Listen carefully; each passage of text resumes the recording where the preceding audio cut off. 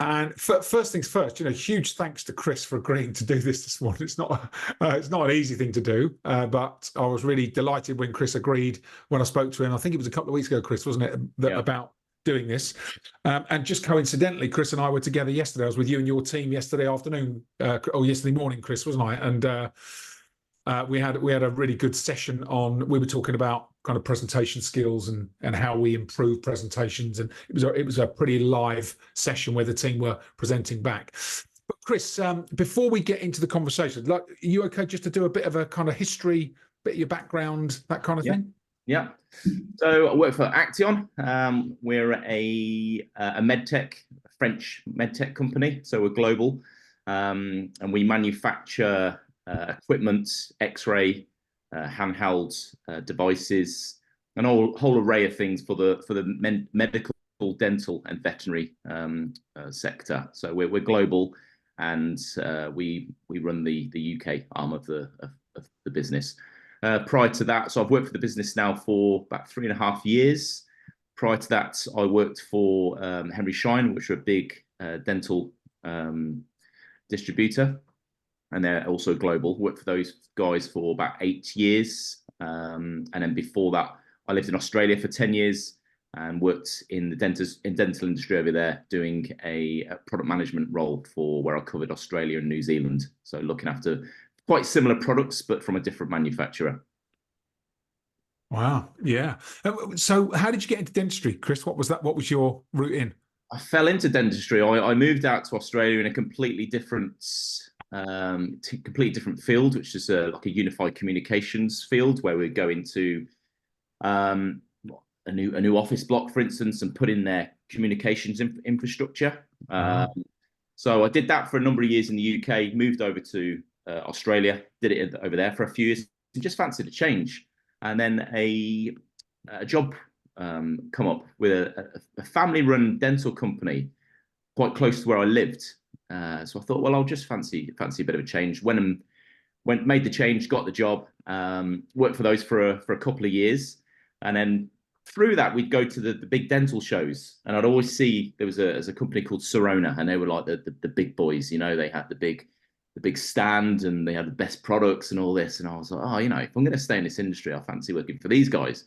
So a job come up there, went for that, and yeah, and then I've been in the industry now for probably about 25 years. Wow. Yeah. Well, it's been a long time anyway. Probably feels like 50 years, but yeah, it's been a long time. And that's so you're what sales marketing, that's kind of the background, that's where you've worked all that time, right? Yeah, it was a bit of tech as well. So I was doing a bit of technical, so in the X-ray side of things, but predominantly in sales, and then did the product management with this big company, Sirona, for a number of years. Moved back to the UK, and then I was looking after a territory there and managing a small group of technical trainers, so who would go out and do the technical training on our sort of high-tech equipment. And that's when I then moved across to Action. So I've known Stancy, who's the commercial director, who runs the business over here for quite some time.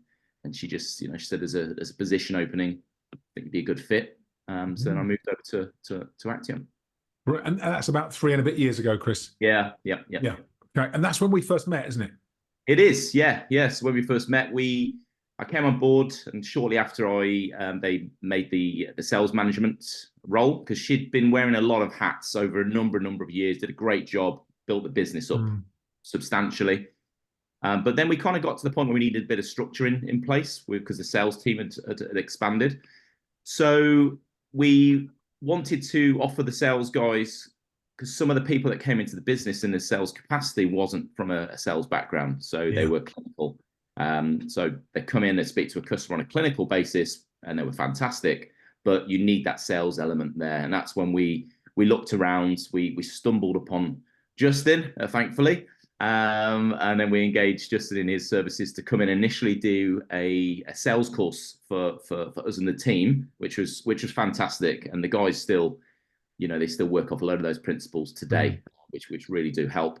And then on the back of that, we and I might be racing ahead here, but then we re-engaged. We always stayed in touch, and we re-engaged Justin to come in and do a sales management or leadership course for myself and Stancy.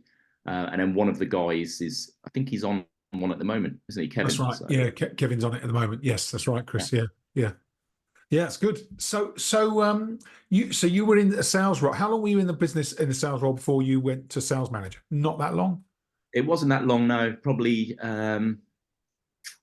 maybe about a year, maybe just under a year. Yeah. So I mean, that was always the plan when I come on board. So that Okay. position was going to come up. So Yeah. so I kind of knew that was the path that was going on. So you did a bit of poacher turned gamekeeper, right? You came in as one of the team, saw how the land lie for a year, and then became sales manager, right? Well, I did, yeah. And historically, Stancy had looked after our largest account, which happened to be Henry Shine, who I worked for previously. So that was an easy transition. So she wanted to kind of free up some of her time to focus on the commercial aspect of the business and growing the business from that side of things. Yeah. Rather than getting bogged down with that large account. So I took that one on and then just got to know the team really. And you've kind of when you step into these kind of roles, you have to establish yourself a little bit with the team, have a good relationship and a good rapport with them, especially if you're then stepping up into a management role, because you need to have established that, I think. Yeah.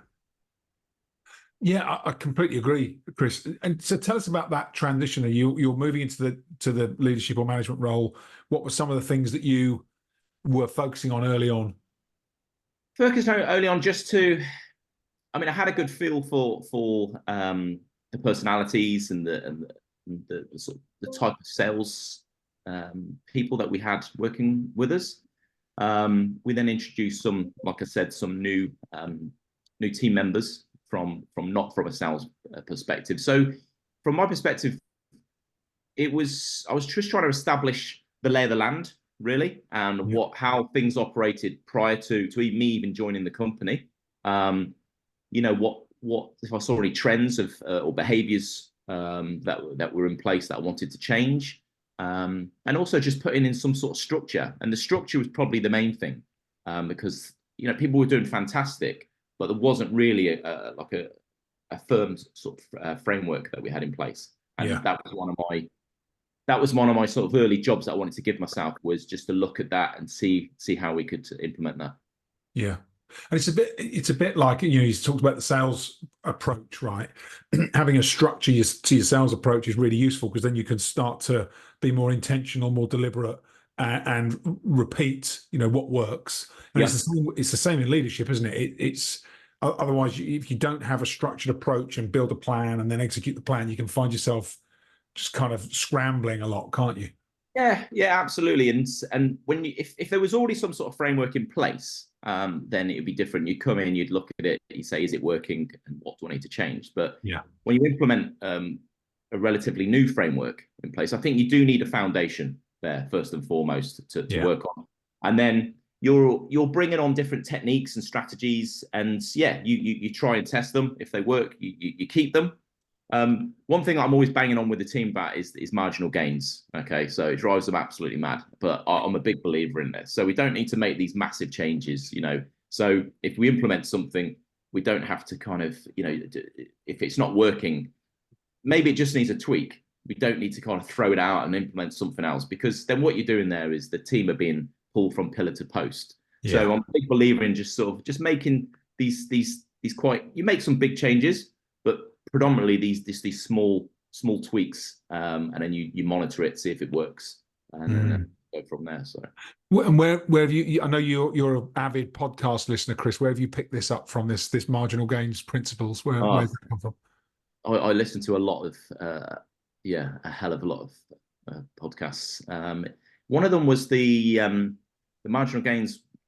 The big one was I can't remember his name, but he was from the British cycling manager when they were doing absolutely terrible, and then he came on board, and he looked at everything. He went down really to the microscopic level of just stuff to do with the bike and the way the guys trained and what they ate and everything, right down to the lowest denominator. And he was making the changes at that level, which if you make lots of those changes, they make a big impact. Yeah. So I remember listening to an interview with him, and that really resonated with me. And from that point, I was I was sort of mad on that. Or every sales meeting, I encourage people just to make those little changes on a daily basis, because it does make a big impact. Yeah. Well, the other thing about small shifts is that if you do a small shift and it's not in the right direction, it's really easy to undo, isn't it? Absolutely. Yeah, exactly. Yeah. Whereas if you see the traction with it, you can then quite simply start to build on it, and then you get this incremental kind of compounding effect, which can be really valuable. Yeah, you can build and amplify it at different areas, and it definitely works. It definitely works. Yeah. So I'd encourage anyone, if you don't currently adopt that kind of approach, it is quite powerful, actually. Yeah. Yeah. Can you give us some specific examples, Chris? What are some of those small incremental adjustments, changes, marginal gains? Some of them are working with because we don't sell direct, so we sell through a network of dealers. So it's some dealers are do very well for us. When we came on board, we had quite a lot. So we're going in there and having a look at some of the dealers that need a bit more of improvement with sales. Yeah. We're just looking across the board. We're looking at a microscopic level of how they operate. So one thing I tasked the team with is go in and really understand. Don't just say, oh, well, I've got 5 accounts that I look after, and I'll just I touch base with them every now and again. I said, what you need to do is you need to have a little reset, go in there and really learn about them as a business. So get to know every person in there, get to know what all the roles do, how they all tick, how they all interact, how they operate, how they do marketing, how they what their approach to the customer is. So I wanted to kind of really understand all of that. And that's where you really can then drill down and see those little areas that need to be sort of changed. And I think that approach has been quite powerful, actually, where the team have got so much more of a deeper understanding of the people that they work for, and that's then reflected in results at the end of the day.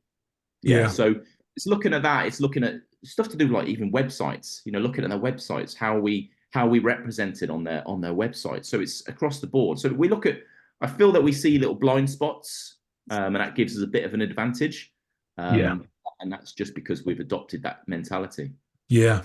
So actually really getting under the skin of your partner, distributor, customer. And I know you deal with some of the larger businesses as well, or larger, dental businesses, medical businesses. So the same principle for that, right? Just getting closer to the customer, understanding more about them. Yeah, it's exactly the same as it's the same approach, whether it's small or large. Obviously, with the larger one, they're a bit more of a bigger machine, so you need to understand a bit more about how they tick. They've got several different teams. They might have pods of teams that work together that sell certain sector products, and then they'll in turn work in bigger pods. So it's how they all interact, and you've really got to get a deep understanding of that. But in my opinion, the more you understand about the people that you're selling to, which in effect is them, the better results you can get. So I'm quite passionate about that, and I think the team have, they've established really firm relationships with the dealers that they interact with, and then that builds the trust, it builds rapport with you and them, and then it's reflected in the business. So we're if their business is growing, then our business is growing. It's simple as that. Yeah, no, it's good. You're absolutely right. With dealers and partners, it's important to get that understanding, isn't it? That they've got to grow for you to grow. And I know it sounds really obvious, but sometimes we can overlook that. Matt on the chat has said it's Dave Brailsford. Is that right? Dave Brailsford. Oh, yes. Yeah. Incremental gains. Thank you. Yeah, thank you, Matt. Well done. Excellent. There you go, Dave Brailsford, if anybody wants to look him up. So, Chris, you moved into this sales manager's role. I'm interested because you might have had a similar experience to me. What surprised you when you moved into the sales management role? What surprises came up? The surprises that come up is you kind of got to change perspective. I think if you're going from doing a normal territory manager role or a sales role, that's kind of your primary focus. Thankfully, with the businesses that I've worked in before, I've always kept a kind of keen interest on just on the overall business. I want to see the business as a whole succeed. So, Yeah. but the surprising aspects are just, you've got to have a different perspective on things. Really, you've got to see things for more of the helicopter approach, looking down rather than a siloed approach of you just kind of working in your bubble. So that was just I had to just make an adaptation there, but it's ones I wanted to make, because it meant I was more ingrained in the business. Yeah. So it was more the strategy rather than tactics, right? Rather than Yeah. operational. It was starting to think about, okay, what's the direction that you need the business to go in? How do you start to look further into the future rather than just thinking month to month? Yeah, absolutely. And over here we're obviously part of a bigger group, but we've got a pretty flat organization. We've got Stancy at the top, and then we've got a layer of a couple of managers there, and then the rest of the team. But then they're in their different sort of departments. So that makes it easy as well. So we haven't got I didn't have a chain of people I needed to go through if I needed decisions being made, which I couldn't make myself. So yeah, that definitely helps. It means we can be quite dynamic and make quick changes. Yeah. Sometimes that drives the team mad because we might come up with something, we'll implement that. We've been known to have a chat very early in a morning. I'm walking the dog. I'll have an idea. I'll call Stancy, and she's cleaning out the horses, and I'm just like, well, I think we should do this today. And then we're all excited. We nut it out. We then send it across to the team. They're like, oh, Jesus Christ, here we go. We've got to kind of adopt this. So we have to kind of give that a bit of we have to be aware of that and pull the reins back a little bit. So yeah, you working with you and Stancy and the team, I know you guys are really good operators. So as soon as you have something, as soon as we discuss something, you're on it. You roll it out that same week. We do move months. very quickly on things. I mean, I like to think we do. Yeah, the problem is we've got very similar personalities, so we haven't got that leveler to go, calm down a minute, slow down, because we're both just like gung ho. So sometimes, most of the time, it's okay, but sometimes we have to kind of just apologise to the team and say, well, that kind of didn't work. So you perhaps need a. It's interesting that, isn't it? It's the sense check and thinking. Well, do you know what we have a catch up every other week, like a formal catch up. We're talking all the time, and what we've actually done is Kevin, who's on Justin's course at the moment, he's a good leveler. Yes. So what we've now done is we've said, right, let's get Kevin in the meetings now, and then he'll sort of go calm it down. Like he'll just give a different perspective, and I think that works really well. So. Yeah, Kevin is very calm, isn't he? As you say, he's perhaps the antidote to you and Stancy's energy. Yeah, yes. Yeah. Very good, very good, very good. So you're kind of, it's interesting, isn't it? Because even as leaders with a lot of experience, you're still kind of having to make these adjustments and fine tuning all the time, aren't you? Yeah. You're constantly thinking about the business, and you'll. I think that's a real big plus. It's if you can be quite dynamic within a business. Obviously, you don't want to be making changes constantly, but if you're always thinking, I'm always kind of assessing how to do things more streamlined, like constantly. So, and I really do encourage the team to do that also. So I'll always look at a process and say, is that the easiest, or is that the most streamlined or the most efficient way of doing things? I'm constantly doing that, and if it's not, I'll try and make a change. And it can be with anything. It can just be the way we're doing some marketing, or it could be some sort of internal structure. I'm like, we could do that a lot quicker and a lot easier. So I'm constantly monitoring. That's just built into me, really. So that's it. There's a quote, and I can't remember who said it, about the value of lazy people in your business, because they'll always find the quickest way to do something. Yeah. It might have been a Bill Gates quote, but it was about harnessing every element of every different type of person in your business, and in particular lazy people, because they will find the shortest, easiest way to do it. Absolutely. We should have more teenagers in the workplace, right? Well, not too many. No, not too many. Otherwise, nothing would get done. Yeah, but I think that helps, and and that match with being able to make dynamic changes works quite well. So if you do spot something that can, that we can find a better way to do something, often we can remedy that really quick. It doesn't have to be this long-winded discussion. It doesn't have to go up the chain. We can make that sort of local decision and change. So, and I would hope that, over the last 3.5 years that I've been with the business, that that it's in a better spot.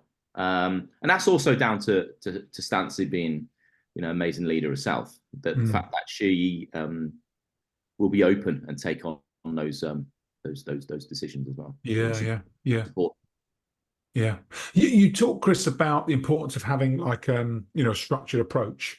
So there are a number of things that you will have picked up as not only as we've worked together, but as you've looked at other leaders and you've worked with Stancy and kind of implemented different ideas. If you think about some of the key changes that you introduced and the impact that they've had, what would you say are some of those key introductions of strategic changes to your business?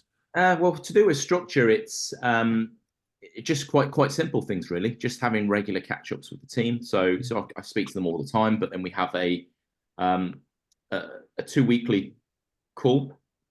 So every couple of weeks, I have a formal catch-up with the guys. It could be half an hour, it could be an hour, where we'll talk about just a whole array of subjects which they want to kind of talk about, and we get anything off the chest. It's all it's like your course is very sort of confidential, so anything they want to talk about, we can. Any areas of if they've got any requests or any needs, I'm there to help. So we do that formally, and then every month we'll have a sales meeting. So we always make sure that happens and everyone attends. We've got people all around the country, so it used to be face-to-face every month, but every quarter we'll meet face-to-face, and then the other 2 months we'll do via Teams. Yeah, and I think that helps as well, and it keeps them engaged. I will do a very brief business performance update at the start, but then it's just about the team, and we try and mix it up. So I'll give them some subjects that I want them to cover in their presentations, so they'll come and present the numbers of how their dealers are doing, and there'll be a load of other things that I want them to feedback on, and often I'll throw new ones in there every month, so just to kind of keep it fresh. And also we've just introduced, where once we've done that, we've got some other business updates from our training team, and also from Kevin, who works in the technical side of things. And I think it's good to get everyone together, because then you just get a really good broad knowledge of what's going on within the business. So and with that structure, I think it works quite well. And then obviously we'll probably come on to this anyway, but it was something that we got from yourself, which was the 1-3-3, which I adapted. Yeah, I'd love to talk a bit more about that, Chris, because the regular cadence of catch-ups, having an agenda on that, bringing your team together on a regular basis, all of these things seem like obvious things to do. They do, but you'd be amazed how that people don't do. Yeah, I completely agree. It's very often when I'm working with new clients, and and to be honest with you, before I had the structure of a large organization that I work for, when these things are optional, they tend to get left behind. 100%. So that tends to be one of the easiest things to either cancel or not reschedule or not get in place, is that regular cadence of catch-ups with your teams. But it makes such a difference, because even those people where you think, oh well, that person's absolutely firing on all cylinders, they're okay, I can leave them alone. Actually, they're the people you also want to be coaching, so that they not only maintain that momentum, but even accelerate further. So you're absolutely right about getting that structure in place. We talk about, as you know, on the course, the power of like a single overarching goal, and then flowing down from that single overarching goal. So for a salesperson, it might be to achieve their number, but there'll be other components to that number. So then you go, right, what are the 3 key priority streams of activities that will help the team member, or you if it's your own, meet that overarching goal? And then we switch from a lagging metric to a leading metric, so things that the key activities they can do. And then normally, so you go 1, 3, and then the 3 after that is the 3 key activities. And I know you built yours out to be a 1-3-5, but I'd love to hear a bit more about how you built that out, and then what you're doing with it on a regular basis, Chris, and the impact that you think it's had. Well, when you introduced that, it really resonated, as you know, and I saw it, I was like, right, okay, I'm definitely going to steal that, and which I did. But then I had to have a look at it and see how it worked for us as a business, and I just had to adapt it very, very. There's a few sort of tweaks in there, which we made, and yeah, we turned it into 135. And I don't know if I can share because I've got an example if you want to see. Yeah, you should be able to share, Chris. Yeah. Now, how do I share on Zoom? We normally use Teams. Oh, there'll be a settings bar at the bottom. Yeah. And one of the options next to chat should be share screen. It's not on there, isn't it? No. It's certainly on the browser version of Zoom, which I've got. I can see it. Ah, Stuart's got it there. Just have another start share. Hang on. I'm using a Mac version as well. Okay. Here we go. Have a look. Share. Ah, you've got it. Yeah. Okay. Can you see that? Yes, it's up. Yeah. Yeah. Okay. So this is the one that we've got, and this is just an example. I've obviously taken out some of the numbers, but the overarching thing that we concentrate on is at the top here. So we've got our country target, which is for everyone. That'll be the same for the whole of the team. And then we've got the margin for how many key dealers that they look after. So for this individual, they've got 3 key dealers, but then they've got other things that they do within the business. So their sales job, they do a part sales job, part trainer job. So because they're clinical. Yeah. And then we weight that. So at the top, we give that 30%, and I'll explain how that works in a sec. And then below here, we've got our annual target for the key dealers. So we'd have 3 in there, and we weight that at 10% each. And then we've got to support the 3. So we've got 3 of our big national dealers. And again, that would be the same for all the sales team. So we put a number in there we want to achieve, and then we monitor that over the quarters.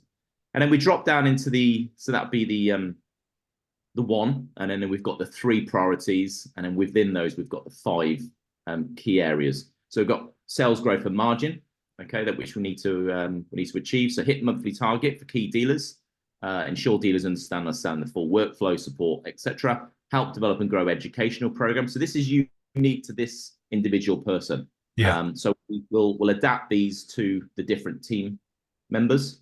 So each team member will have a slightly different. There'll be some that will be the same, like I mentioned at the top with the numbers. And then we've got the dealer management. So these are tasks that they need to achieve for the dealer management. And throughout the quarter, we're catching up all the time. I get a good feel. I speak to the dealers of how they're getting on. So I do have a firm grasp of where they're at with all of this.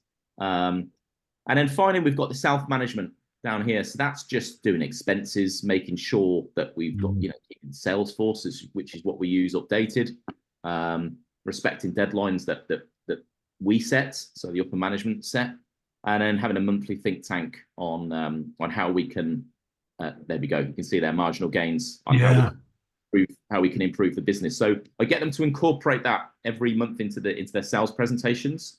So I always say, right, go for everything. There'll probably be, I don't know, 5 or 6 things I want them to cover on there. And one of them always will be come up with 2 or 3 things that you can do to improve for the next month. Okay. So and I think it's a good exercise to have because it keeps people thinking always about how they can improve things. And then the bottom one there is adhering to our team contract and group mission. And the contracting actually was another thing we got from Justin with the team. So we implemented that a while ago. So what we do here is we grade these. I don't know if you can see the colors on the right hand side, but basically if you're yellow, you're on target. If you're green, you're exceeding target. And if you're red, you're falling behind. So I'll have a formal meeting with the guys every quarter to go through this. Okay. And then this is reflected in the weighting. So if they go through the whole 4 quarters and it's all yellow, they'll get the 15%. If they've got a green in there, what we do is we give an extra 0.5% on top. And if it's red, we take away 0.5%. And then at the end of the year, that gives us an overall percentage. So what that means is at the end of the year, they might have actually exceeded the 100%, which is then reflected in bonuses that gets distributed to the team. Chris, can I ask a question? Sorry to interrupt. Of course, yeah. So there's 15%, but you take off only half a percent per quarter if they're not on target. That's correct. Yeah. So it means over the year you only deduct 2% off of the 15. So the minimum they can get is 13%.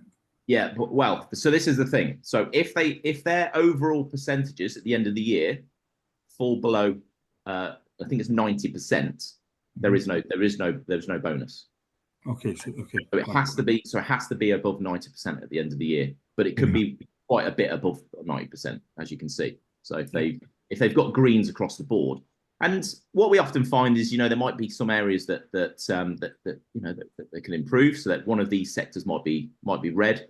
So that's what we really focus on. And very rarely will we get to that next quarter and that be red again. It'll be green, or it'll be at least yellow. So it works quite well. I guess just on face value, what I'm saying here though is, you've got 2 of the most heavily weighted targets, and clearly they're important. The country target and margin's always a big thing. And I should say I'm a finance guy, by the way. Okay, right. Yeah. So it's always even more important for me. But it means that if they've underperformed for the whole year, if you've not achieved the country target, if they've not achieved the margins, then they're still getting 13% towards their bonus of the 90%. It seems like they're still getting a lot for potentially underperformed the whole year. Well, you're a hard taskmaster. I'd say that to start off with. No, I do a lot. Yeah, I'm with you. So you got to remember, with the country targets and the margins for the three key dealers, that's we've got that. We've all got that across the board. So anyone remotely in sales has that target. So it's in all our best interests to raise that up. So this will look the same for everybody going forward. So that's a team target, Chris. The top 2 numbers are team targets. Team targets, yeah. Okay. My apologies. That's different. No, that's all right. And so these targets down here will be individual to that person. Yeah. Okay. And then what we do is we get the 3 targets for the 3 big nationals. So that'll be X million. Okay. And then we'll divide that by 6. Okay. And then divide that again by 4. And then that is a number that goes in here. So again, it will be the same. That will be across the board as well. Yeah. Everything is individual.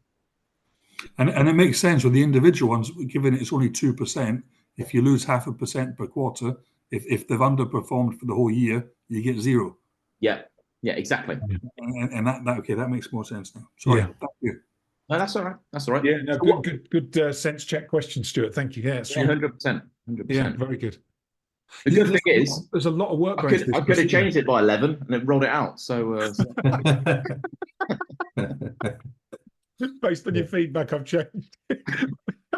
Yeah. Hey guys, I've just been on a call, and you've got a new KPIs, by the way. Completely reset the business targets based on a conversation on a call. Well, it's happened before. So stranger things have happened. That's really good. Thanks, Chris. Thanks for sharing that. I like, because you've taken it to the next level. You've really started to think about how to weight and assign the right level of contribution, but based on those expectations. So you've got a really clear metric. No, there's absolutely no discrepancy or mystery about it at all. Everyone's clear on what's expected. Yeah, absolutely. And if one of the guys picks up a new dealer, for instance, throughout the year, that just gets incorporated into it. Or they're like, and it's a two-way conversation. I will put down in there what I think they're at. We'll sit down and quite often, they might They might challenge one of those decisions, and we'll chat about it. And if it's a good case, and we both agree at the end of the conversation, then I'll just make the change there and then. And it's as simple as that. And it's nice that the team feel comfortable, that they can do that. So and that's one thing I've been quite passionate about is they can come to me with anything they want to talk about. They're fine challenging things. That's absolutely fine. So it's a good culture that we've created, I think. Yeah, it's very good, and it's interesting because I will often reference the Gallup 12 employee engagement questions. I learned them when I was at 3M, and they are widely renowned as the 12 questions that if you ask them and you get positive responses from your teams, then you'll have the highest levels of engagement in your organization. Of course, engagement equals motivation, which links to performance, which links to results. And number one, every time, not just on the Gallup poll, but on multiple polls, when you look at employee engagement, number one is I am clear of what's expected of me. Yeah. And the whole idea of what you've gone through is to give everybody that clarity. And when we're putting it together, I wanted the guys to be bought into it as well. It wasn't just well, we're doing this. It was, what do you think? Is this going to be helpful? And across the board, everybody said, yeah, this is really helpful. The new guys obviously adopted it because they didn't do any different. Yeah. But we've got people in the business that have been here for quite a long time, and they said this is great. We really like this because I know exactly where I'm at. And remember, I'm catching up with guys every 2 weeks anyway. So quite often I'll pull that up if we need to have a quick look through it, and we can discuss. So yeah. That's really good. It's really good. And I mean, we talk about lots of different principles. I know, Chris, when we're in conversation, and I always think back to there's a number of books I've read. One of them is a book called Traction by Gino Wickman, which is really good. And in that he talks about the drift in a business and how within a quarter, if you don't keep people, if you don't have those coaching conversations, you don't keep bringing people back to this is the job, this is the mission, these are the key objectives, here's your one thing, here are the 3 priorities, here are the key activities. If you don't do that, but within 3 months, most people have drifted off track. And normally as leaders, we don't recognize that in ourselves because we tend to be people that are better staying focused and staying on track. But our teams really need that clarity of direction and that just pulling back on, no, not that shiny object over there. Back on track. This is what we're working on. This is what's important. Yeah, no, I absolutely agree, and that will 100% it will drift. That's why we make sure that we always have the sales meetings and just mixing it up and doing these presentations theme. It's coming out of the comfort zone a little bit. I mean, we had a prime example yesterday at the session we did on the presentation skills course. So Justin set us to a good few weeks ago said to me, right, I want the team to do a presentation, all of us to do a presentation, 15-minute presentation on one of the products that they're quite weak on, and it was really good. And every presentation yesterday I thought was absolutely fantastic, but you could see that the guys really they couldn't wing it, because if they did that, they'd be found out pretty quick. There was no hiding, was there? No hiding yesterday. No, absolutely none. And it was, I found it a really good exercise. It's nice just to take people out of their comfort zone a little bit as well. So which we do quite a lot. Yeah. And I think that really helps as well. So it stops things getting stale. Yeah. Especially if you've got a team that's worked together a long time, you can fall into a bit of complacency without even really realizing it, can't you? Yeah. Yeah. So, Chris, the other thing that you mentioned on your 135, you had team contract in there and group mission. Yeah. Can you talk us a bit about the process that you went through to define the team contract as well? So we wanted to implement a team contract which was across the board. Obviously, we've got group missions which is normally set by the mothership and passed down, and and then you kind of adopt that. But we really wanted something local. Yeah. So with the team, and that incorporated everyone. It's not just the sales team. It was the everybody. So we got together and said, well, let's put together some core foundation that we feel should just be a given within a business. So that will be a non-negotiable. But then what we did is we got the whole team together to the office, and we had input from every single person. And at the end of it, we signed the contract. We said, going forward, everyone agrees to adhere to that. That's now gone into the KPIs. So if that's not adhered to, then it's quite serious. So we really live by that day by day. So and that was important for us to implement. And we we give ourselves reminders of that every now and again.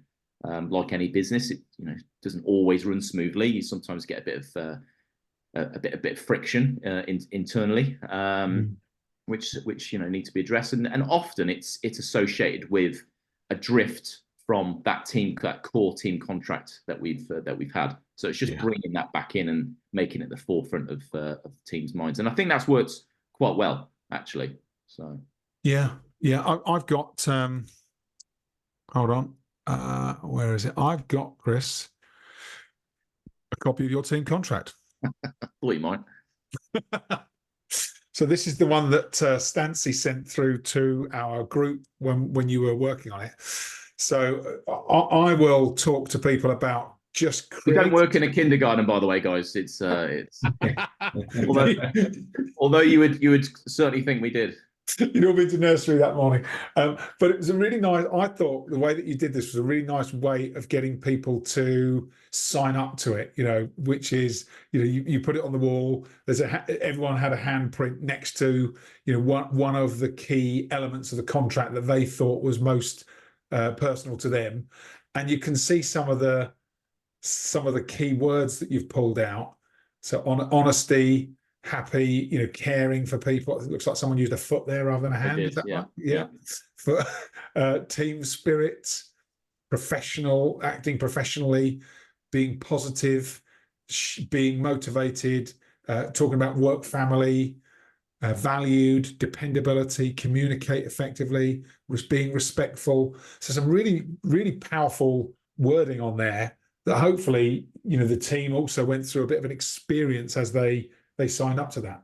They did, and this was the tail end of obviously a full day. So there's obviously a lot more meat to the bones than just us whacking a bit of paint on our hands and stamping this. But I thought it was a nice way to end it. We've got a very very tight knit team, and we all regard ourselves as close friends as well.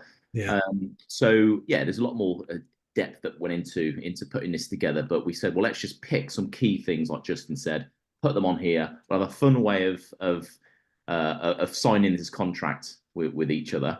And every now and again, we've all got one WhatsApp group where we can action things quite quickly. And every now and again, I'll whip this in there and just a bit of a reminder. But it was a good thing to do, actually. Yeah, it was good. Yeah. No, and again, you and Stancy, we literally covered team contracting in our program, and you guys were doing it within a week, I think. So you were straight onto it with no delay whatsoever. Yeah, and it's got to be, everyone was bought into it. They said this is great. So it wasn't, again, it's not a just pushing it down from top down. Everyone's got to understand why we're doing it, and be bought into it. Importantly, and they were. It was good. So. Yeah, and then including it as a component of your 135, where you're agreeing expectations with everybody, just make sure it stays alive and part of the discussions that you're having thereafter. Yeah. And if there's a clash, for instance, it will just be a conversation. You didn't stick to team contract. Here's how we're meant to be around each other, and that drifted slightly. So yeah. No, very good, very good, Chris. When you think about coaching your teams, what we talked about a number of models in the program. What stuck with you in terms of your coaching approach and the way that you now do that? The specific models that you introduced, I suppose, with just for the active listening, would be one of them. So, and I think that works quite well with regards to.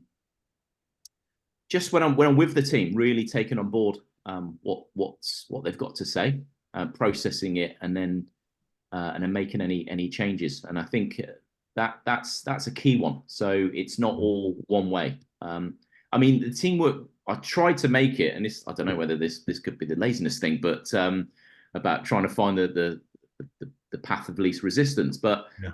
the team work very autonomously, so we try not to don't micromanage one bit.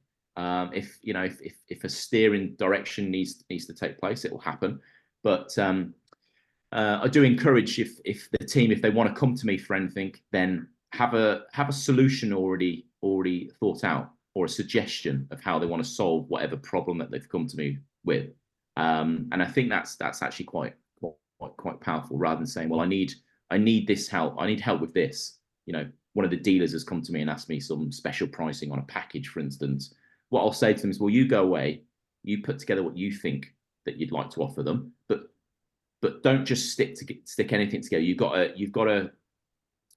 You really have to kind of have a look across the board on how they're performing, what the relationship you got with them, are they bought into us? And then that will then gauge the type of response that they'll get back.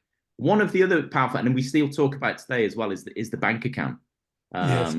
So whether that's and that's across the board, whether that's with each other or with our dealers or with customers, mainly with the dealers. And I think that really resonates actually, and we still talk about it and we reference it today, which is very powerful. So what it's straightforward. What it means is we want to make sure that we've got a healthy bank account. So if we use the dealers, for instance, that we want to kind of go out of our way to put credits in the bank for them. So when we want to ask for something back in return, the credits are already there. And that was actually a really, I know it's straightforward, but it's sometimes, well, a lot of time it's not adhered to, whichever way you want to conceptualize it. But the bank account, I thought, was very powerful actually. Yeah. Well, it gives you confidence to make requests and start to be a bit more challenging to some of the partners that you're working with, doesn't it? Because otherwise, I used to have one of the general managers I worked for years and years ago used to say, we need to be careful that the tail doesn't wag the dog. As a supplier into a market through a dealer, you just need to be careful that actually the dealer doesn't have more control over the situation than you do. And by making those investments, actually it allows you to take greater control of the relationship, doesn't it? Because you have the confidence to do it. And that's basis of some of the conversations. So if a member of the team will come to me and say, well, like I referenced earlier, that so dealer wants a package. I'll say, well, what's the bank account looking like? Talk to me about the bank account. And they'll say, right, okay, so I've been out there, I've done these training sessions with them, I've got them into the office, and they're really engaged. They've made some changes on the website. They've been doing lots of social stuff for us. Then yeah, okay, well, this is someone we want to help grow. So let's give them something special, kind of thing. So, but it could be the other way around, where, well, I don't get any responses to any emails, any phone calls, etc. So okay, so you've deposited lots, got nothing back. So that's in a different conversation. So, and that's in a conversation you have with the dealer. Yeah, it's like you may use that terminology. It's like, well, we're really putting credits in with you guys here, but we're not getting anything back. How do we change that? Yeah, to make that better. Yeah, and that's the importance. You talk about reviews with your team. It's the importance of strategic reviews with key partners and customers, because in those reviews you're able to then say, look, here are all the things we've done for you over the last quarter, 6 months, year. Pick your time frame, and then you can start to talk about some of the outstanding issues, some of the non-responses, perhaps some of the their gaps in performance, and correlate the two and say, how do we address this? Because we can't keep making these investments in your business if we don't see the return. Yeah, absolutely, and that filters down to the team as well. If you're in that sales management role, you've got to make sure that you're making deposits as well. So the team know that they're covered, that you've got their back, anything they need, that you're there for them. And then if you make a request on them to make a bit of a performance change, then they feel obliged to do that because the bank account's looking healthy. Yeah. Yeah, it's good, isn't it? It's a great analogy. It's a great analogy. I'm conscious we're at 5 to 10. I don't want to. I want to try and give people a bit of time before we get to our 10 o'clock, because I'm sure you've all got a 10 o'clock pending. So I'll just open it up. Brian, Stuart, Matt, anything you'd like to pick Chris's brains about? Anything he's talked about, or anything different that you want to just ask him to comment on? So I guess the only question for me is relating to this bank account idea, and Justin, I hope it's the same type of bank account as we talked about a number of years ago. That's right. Yeah. One of the problems I found with using that as a method to manage the team, so not necessarily a dealer, but there'll be similarities, is whenever you were nice, the first thing they would say is, are you genuinely nice, or are you just putting this into the bank? Right. Okay. Yeah. Oh, wow. And I guess it's probably linked to being an authentic leader and things like that. I mean, Justin, again, you met with myself and the senior management team here, and it was some of the reactions from them afterwards, probably because it was still fresh in the brain, fresh in the mind. But Chris, I wonder if you came across any of this type of thing and how you dealt with it. So with regards to the banker, that's predominantly used with the dealers. To be honest, I very rarely will reference that with the team. If when I made reference to it with the team, it's more me just making sure I'm being a decent manager and trying to this stuff should be bread and butter anyway. That you're trying to do all you can always for the team, and then in return, you're not being as black and white as that, but you would hope that in return you get something back from them. So the bank account predominantly is used with our dealers. So it's just a gauge to see where we're at with that. And I think it is quite powerful actually, because when you change your mindset, when we changed our mindset when we looked at the dealers with that, it actually highlighted some of the guys we've been working with for quite a long time, and we weren't seeing much back. And we were like, well, hang on, we're not really, and we've been making lots of deposits, and we're not getting much back, and that then triggers those conversations. So I don't use that methodology with the team, and for those reasons. Yeah, I would say my answer, I think, Stuart, would be that it's not mutually exclusive. So it doesn't have to be one or the other. Perhaps it's both. Perhaps I'm doing it because genuinely I want to do something that's the right thing to do. The answer for me to and that was the case, but there was always the running joke for a few months. Yeah, and I guess ultimately we do it now in everyday life, but we don't actually refer to the bank account. Yeah, of course. In our mindset in our minds, our mindset has changed, and so we probably do it more unconsciously. Yeah, but straight away after that the session we had a number of years ago now, for the first few months, every time you smiled at someone, they'll say, what do you want? What are you trying to bank now? But part of that, Justin, could also be like the business I'm in. There's a number of people that have been here for 20, 25 years. Yeah, and I was the newcomer 5 years ago. So yeah. And nowadays things are working very good. So yeah, can I just add as well? I mean, over time, obviously, naturally, just human nature, you're going to get to know your team. They're going to get to know you. You can build that rapport, and they get to know your personality.